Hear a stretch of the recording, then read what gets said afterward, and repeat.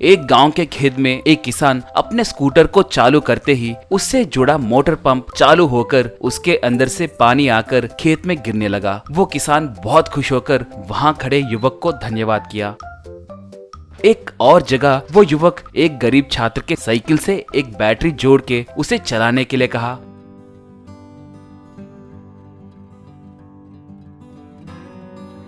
वो विद्यार्थी उस साइकिल को चला के देखकर बहुत खुश हुआ। बाद में वो उस युवक को धन्यवाद किया।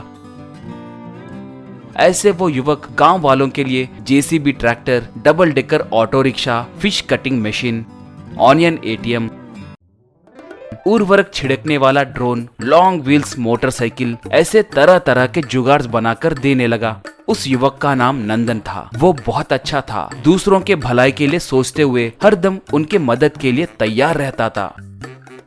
उसका पिता आदित्य एक साइंटिस्ट था। आदित्य को पैसों का लालच था। सिर्फ पैसों के लिए ही प्रयोग करके उनके फार्मूला पेपर्स अमीर लोगों को बेचकर बहुत पैसे कमाता था।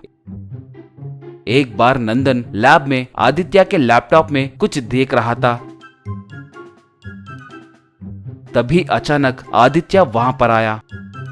नंदन उसे देखकर घबरा गया। आदित्य तब, उठो वहाँ से, मेरे अनुमति के बगैर मेरे लैब में आने से तुम्हें मना किया था ना। छी, मेरे फॉर्मूले चुराते हुए तुम्हें शर्म नहीं आती? मेरे खोजे फॉर्मूलाज उन गरीब लोगों के लिए क्यों इस्तेमाल कर रहे हो? अच्छी पढ़ाई करके भी लोग, समाज, मदद कहकर खुद के पैसे खर्च करते हुए ऐसे बेकार में क्यों घूम रहे हो? दिमाग नहीं है क्या? कहा तो नंदन, पिताजी मैं यूं ही नहीं फिर रहा हूँ। हाँ, मैंने आपके फॉर्मूलाज चुराए हैं, मगर मैंने उन्हें मेरे स्वार्थ के लिए नहीं चुराया, लोगों के भलाई के लिए चुराया है। एक अच्छे काम के लिए गलत रास्ता चुनना गलत नहीं है कहकर मैं मानता हूँ। वैसे फॉर्मूले आपके होंगे, मगर खर्च करने वाले पैसे मेरे ही है ना, कहा आदित्य तब। बाप रे, चोरी करके सीना चोरी करने पर भी उतर आए हो क्या? तुम्हें बहुत चर्बी चढ़ी है रे। तुम्हारे पैसे क्या है रे, सब मेरे ही तो हैं। तुम खुद पैसे कमाकर उन गरीब लोगों के लिए कुछ भी कर लो, मुझे ऐतराज नहीं है। एक और बार मेरे फॉर्मूला को चुराए तो अच्छा नहीं रहेगा। जाओ अब, कमीने कहीं के, कहा।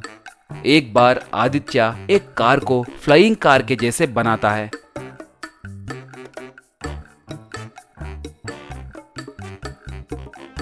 तभी एक धनवान आदमी अपने कार में वहां पर आता है।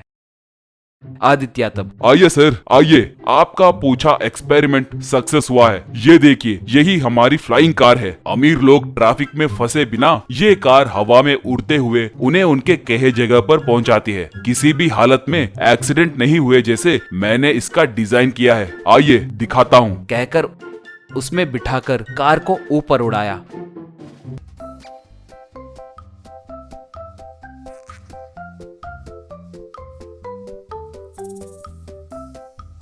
वो कार हवा में चक्कर मारने लगी तो नंदन नीचे से उसे देखकर आश्चर्य में पड़ जाता है। बाद में वो कार सीधे आकर घर के सामने उतरती है। वो अमीर आदमी, वाह, अद्भुत, अति अद्भुत, आप सच में महान हो। आपको मेरे फ्लाइंग कार्स कंपनी में 20% पार्टनरशिप दे रहा हूँ। अगले महीने से ही प्रोडक्शन शुरू करेंगे सर, क्या कहोगे, कहा। आदित्य अपने खुशी को रोक नहीं पाया और उससे गले मिला।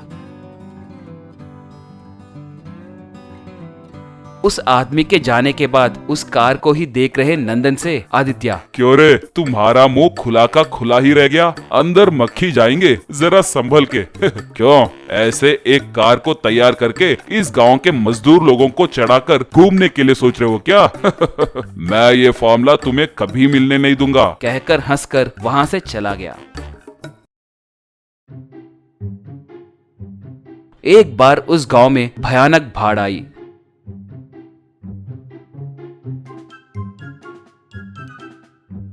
पूरा गांव डूब गया। गांव वाले घरों पे चढ़कर मदद के लिए पुकारने लगे।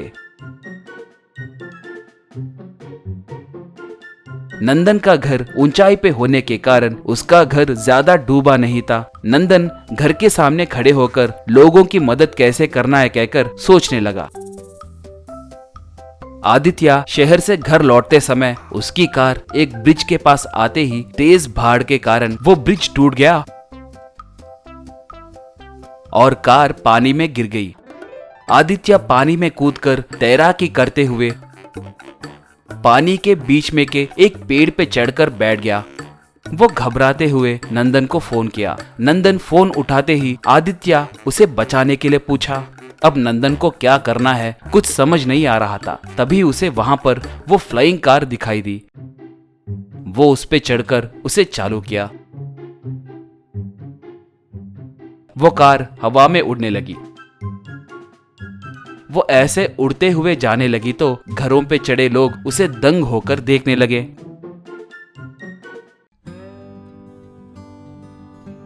कार उड़ते हुए आदित्य के पास पहुंची। नंदन एक रस्सी फेंका तो आदित्य उसे पकड़कर कार में चढ़ गया।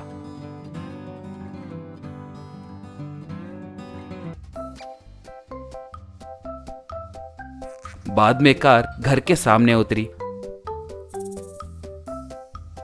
नंदन तब, मुझे माफ कीजिए पिताजी, आपको बताए बिना मैंने आपके कार का इस्तेमाल किया, मुझे दूसरा रास्ता दिखाई नहीं दिया, कहा तो आदित्य बेटे को झप्पी देकर, तुम्हें ही मुझे माफ करना होगा बेटा।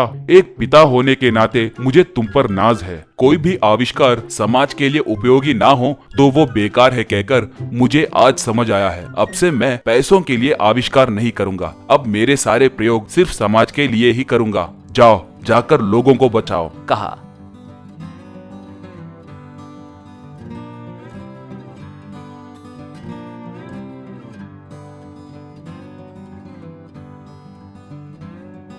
ऐसे नंदन उस कार को चलाते हुए गांव वालों को उस भाड़ से बचाया।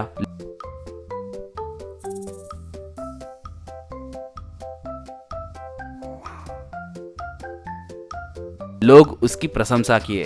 बेटे को लोग अभिनंदन करते देख आदित्य बहुत गर्व महसूस किया।